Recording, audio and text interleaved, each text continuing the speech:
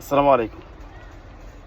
আপনারা যারা ইউরোপে আসতে চান বা উন্নত বিশ্বে আসতে চান, দেশ থেকে মনে করেন যে না জানি কত শান্তি বা কত অফিসিয়াল কাজ। বিদেশের বাড়িতে অফিসিয়াল কাজ হাতে গোনা অল্প কিছু সংখ্যক মানুষে করতে পারে, অল্প কিছু সংখ্যক। আর বাকি যারা, এরা হাড়ভাঙ্গা পরিশ্রম করে, কঠিন পরিশ্রম করে।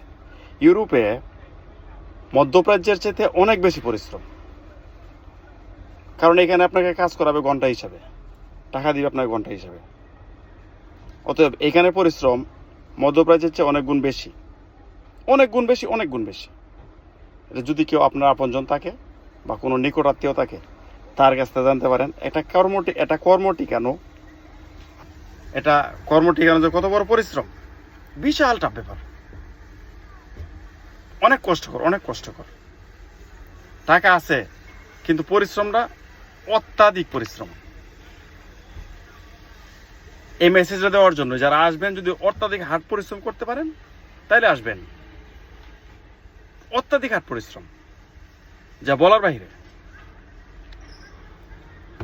যা বলার বাহিরে। তবে আল্লাহ পাক হালালের মধ্যে কল্যাণ রাখছে, হালাল ইনকামের সন্ধান করতে হবে, হালালের মধ্যে আল্লাহ পাক কল্যাণ রাখছে। ওকে, আল্লাহ হাফেজ, আসসালামু আলাইকুম।